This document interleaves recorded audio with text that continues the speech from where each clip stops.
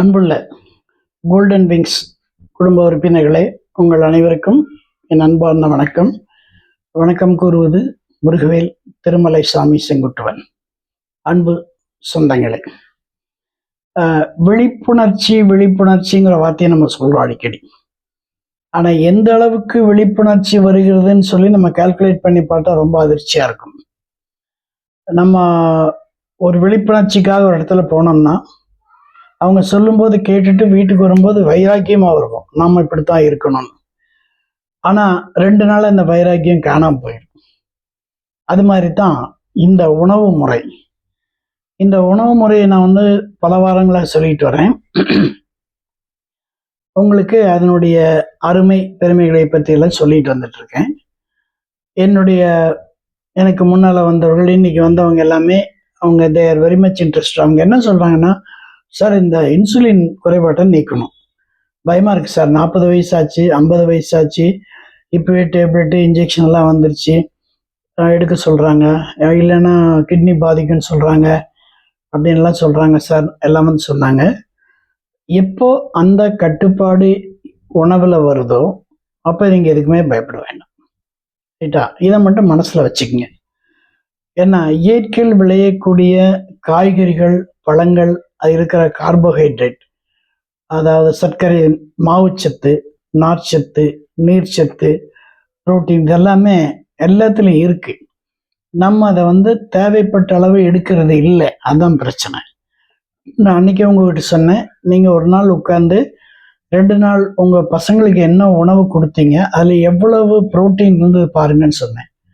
எனக்கு இப்போ வரவங்ககிட்ட கேட்டால் அவங்கெல்லாம் அப்படியே முழிக்கிறாங்க, சார் புரோட்டீனே கொடுக்கறது இல்லை சார், கார்போஹைட்ரேட்டாக கொடுக்குறோம், இட்லி, தோசை, ஊத்தப்பம், சப்பாத்தி அந்த மாதிரி தான் கொடுக்குறோம், நீங்கள் சொல்கிற மாதிரி புரோட்டீன் டயட்டே கொடுக்கல சார் அப்படிங்கிறாங்க. இதுக்கு தான் ஒரு விழிப்புணர்ச்சி வேணும்னு சொல்கிறேன். கண்டிப்பாக அது விழிப்புணர்ச்சி வரும் என்று நம்புவோமாக. இன்னைக்கு உங்களுக்கு ஒரு ஸ்பெஷல் டிஷ் சொல்ல போகிறேன். நீங்கள் கேள்விப்பட்டிருப்பீங்களா படலையா எனக்கு தெரியாது. பார்லியில் அவல் இருக்கு, பார்லி அவல். அதுக்கு வார் கோதுமை அப்படின்னு பேரு, பார்லி அவல். இந்த பார்லி அவல்ல அழகா உப்புமா செய்யலாம். இது லேசா சின்ன சின்ன வில்லைகளா இருக்கு, சின்ன சின்ன டிஷ்யூவா இருக்கும். தண்ணியில் லைட்டாக அலசி கொஞ்சம் தண்ணி தெளிச்சு வச்சா கொஞ்ச நேரத்தில் அது அரிசி மாதிரி பலபலன்னு ஆயிடும்.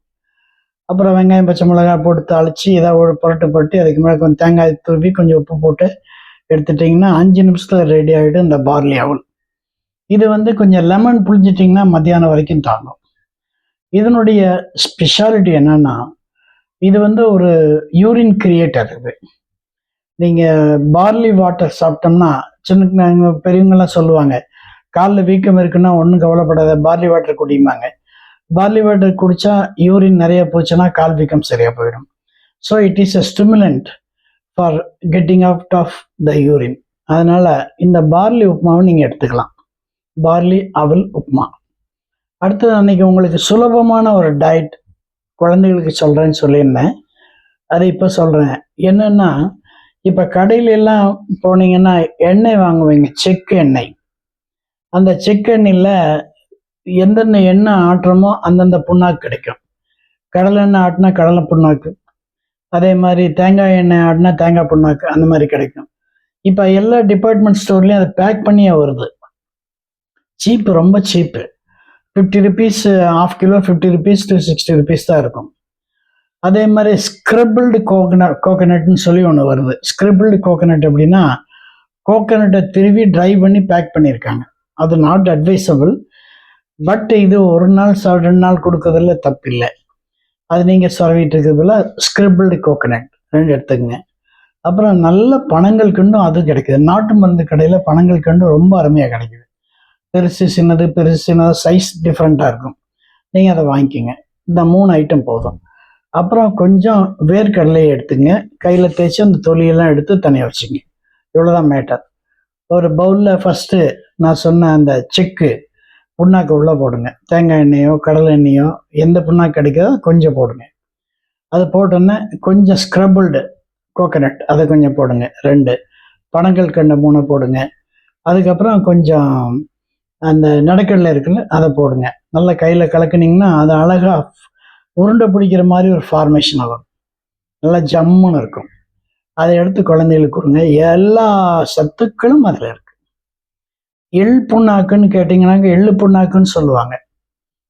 எண்ணெய் எடுத்ததுக்கப்புறம் கிடைக்கக்கூடிய அந்த இது அதுவும் ரொம்ப நல்லாயிருக்கும். எதுவாக இருந்தாலும் ஒரு பால், ஒரு சைஸபிள் பால். ஆமாம், அதுக்கு மேலே சாப்பிட மாட்டோம். நீங்கள் வழுக்க டைமை கொடுத்தா கூட ஒன்று தான் சாப்பிட முடியும். அதனால ஒரு ஸ்மால் ரவுண்ட், சின்ன 2 நெல்லிக்காய் இருந்தால் எவ்வளோ பெருசு இருக்கும் அது மாதிரி. இந்த டேஸ்ட் அந்த பையனுக்கு பிடிச்சிருந்தா அந்த உடம்புல போய் சேர்ந்துன்னா அத்தனை சத்துக்களும் உடம்புல ஏறும். 2. 3வது, உங்களுக்கு முக்கியமாக உங்களுக்கு அட்வைஸ் பண்ணக்கூடிய ஒரு சூழ்நிலைக்கு நான் ஏன் வரேன்னு பார்ப்போம். நீங்கள் ஹோட்டலுக்கு போனோன்னா first you are ordering for நெய் ரோஸ்ட். அந்த நெய் ரோஸ்ட்டில் என்னென்ன கண்டென்ட் இருக்குன்னு பார்த்துருக்கீங்களா? இல்லை. அந்த நெய் ரோஸ்ட்டில் இருக்கக்கூடிய மாவு புளிச்ச மாவு. ஆச்சா, அந்த புளிச்ச மாவு 2 நாள் 3 நாளைக்கு முன்னாடி வாங்கினது. அது கூட அவன் என்ன பண்ணுவான்னு, நம்ம முறுமுறுன்னு வர்றதுக்காகவும் கலர் வர்றதுக்காகவும் அஸ்கா போடுவாங்க, வெள்ளை சர்க்கரை. 2. 3வது, அந்த நெய் ஊத்துறாங்க இல்லையா, அந்த நெய், do you believe that it is original நெய்? இல்லை, வனஸ்பதி டால்டா மிக்ஸ் நெய். அதெல்லாம் கலந்துருப்பாங்க. இது பாத்திரத்தில் பார்த்தா கீழே அந்த வனஸ்பதியும் டால்டாவும் தங்கி இருக்கும், மேலே கொஞ்சம் நெய் இருக்கும். அதை கையில் இப்படி கலக்கி சட்டுவத்தில் அள்ளி மேலே ஊசணும். அதை கொண்டு வந்து முறுமுறுன்னு கொண்டு வந்து கொடுக்கும்போது சைட் டிஷ்ஷெல்லாம் வச்சு சாப்பிடும்போது நம்மளுக்கு ஒன்றும் செய்யறதில்லை. சாப்பிட்டதுக்கப்புறம் வீட்டுக்கு வந்தால் அதனோட பிரச்சனை ஆரம்பிக்கும். Please avoid it. அடுத்து நெக்ஸ்ட்டு ஊத்தப்பத்துக்கு வரீங்க. இதே மாவு தான், இதே புளிச்ச மாவு தான். புளிப்பு தெரியாமல் இருக்கிறதுக்கு ஊத்தப்பத்தில் மேலே ஆனியன் நல்லா ஸ்ப்ரே பண்ணி அது மேலே நெய்யை போட்டு உங்களுக்கு கொண்டு கொடுத்துறாங்க. ரைட்டு. 3வது, சில சமயத்தில் இட்லி வேணும்னு கேட்குறீங்க. சார் நீங்கள் சொன்னீங்க இட்லி பரவாயில்லன்னு சொல்லி கொண்டு வந்து வச்ச உடனே இட்லி பிச்சு மூக்கு வாய்கிட்ட கொண்டு போனாலே புளிப்பு ஸ்மெல் அடிக்கும். அவாய்ட் பண்ணுங்க. ஸோ இட்லி, தோசை, ஊத்தப்பம், அந்த சமாச்சாரங்கள் எல்லாம் கொஞ்ச நாளைக்கு ஒதுக்கிடுங்க. இந்த கட்டுப்பாடு உங்களுக்கு மட்டுமல்ல, உங்கள் குடும்பத்தினர் அனைவருக்கும் வேண்டும். சார், அப்போ நான் வீட்டில் மாவாட்டி தோசை சுடலாமா? வேண்டாம், வேண்டாம். இட்லி சாப்பிட்டதுனால ஒரு பெரிய ஆங்கிலோ இந்தியன் வார் வரப்போறதில்லை. இட்லி, தோசை இதுக்கெல்லாம் கொஞ்சம் நாளைக்கு விடிவு கொடுத்துருங்க. இந்த மாதிரி டயட் இருங்க. அவல் உப்புமா எடுத்துங்க. அவலில் 2-3 வெரைட்டிக்கு, கோதுமை அவல் இருக்குது, சாதா அவல் இருக்குது, இப்போ நான் சொன்ன பார்லி அவல் இருக்குது, எடுத்துங்க. அப்புறம் ஓட்ஸ் எடுத்துங்க, ரோல்டு ஓட்ஸ் எடுத்துங்க, அதை எடுத்துங்க.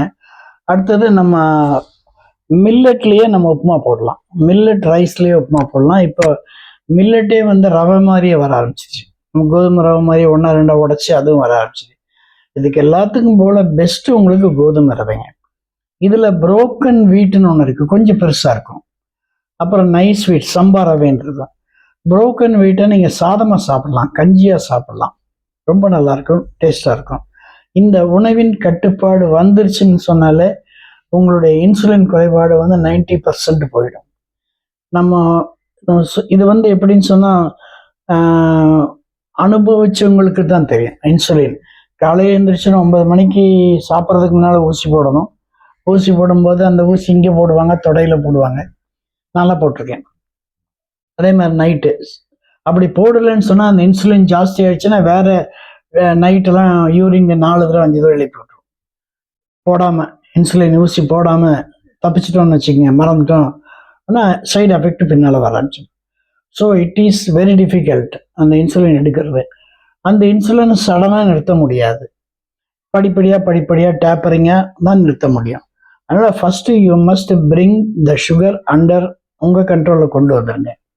இந்த உணவுக்கெல்லாம் வந்துட்டால் ஆட்டோமேட்டிக்காக வேறு வழி இல்லை, எல்லாம் ஆட்டோமேட்டிக்காக வந்துடும். அப்புறம் டாக்டரோட கன்சல்டேஷனில் மருந்து இது பண்ணிக்கோங்க.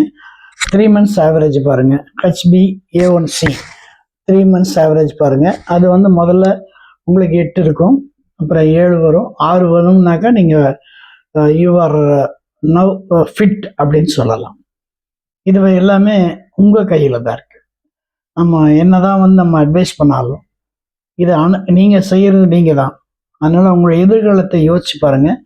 40 வயசில் ஒருத்தனுக்கு சுகர் வந்ததுன்னா 80 வயசில் எப்படி இருக்குன்னு யோசிச்சு பாருங்கள். ரொம்ப தப்பாச்சு. 40 வயசு விடுங்க, 30 வயசு 20 வயசுலலாம் சுகர் வந்திருக்குங்க. அதனால் சுகர் வந்துருச்சுன்னு அந்த பயத்தினாலே பாதி ஏறிடுங்க. ரெண்டாவது மனசை கொஞ்சம் ஃப்ரீ பண்ணிக்கணும், டென்ஷன் ஆகாமல். அது ரொம்ப கஷ்டம், டென்ஷன் ஆகாமல் இருக்க ரொம்ப கஷ்டம். ஆனால் கொஞ்சம் குறைச்சிக்கலாம். ரொம்ப கோபம் வந்துச்சுன்னா 1லேருந்து 10 வரைக்கும் என்னங்க எனக்கு கொஞ்சம் கோபம் கம்மியாக சொல்லுவாங்க. சொல்கிறவங்க எளிதாக சொல்லுவாங்க, ஆனால் நமக்கு செய்யணும்ல, தப்பு முடியாது. பட் எனிகோ ட்ரை டு உங்களுடைய டென்ஷனை கம்மி பண்ணுறதுக்கு பாருங்கள். அதனால உங்களுக்கு இது டென்ஷன் ஆனால வயிற்றில் அமிலம் சுரக்க ஆரம்பிச்சிடும். அமிலம் சுரக்க ஆரம்பிச்சுன்னா அசிடிட்டி ஃபார்ம் ஆகிடும். அசிடிட்டி ஃபார்ம் ஆனால் டைஜஷன் ப்ராப்ளம் வரும். டைஜஷன் ப்ராப்ளம் வந்தோன்னா எல்லாமே வந்துச்சு. இப்போ இன்சுலின் ஏறிக்கும், சுகர் ரத்தத்தில் சர்க்கரை ஏறிக்கும், எல்லாமே. பி காம், அமைதியாக இருங்க. வாழ்க்கை என்பது வாழ்வதற்கு மட்டும்தான், கஷ்டப்படுவதற்கு அல்ல. உங்களை வாங்க வாங்க வாங்கன்னு கூப்பிட்டா நீங்கள் இருங்க இருங்க இருங்கன்னு சொல்லக்கூடாது.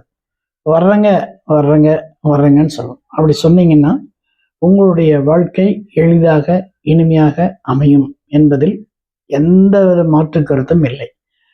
நன்றி, வணக்கம்.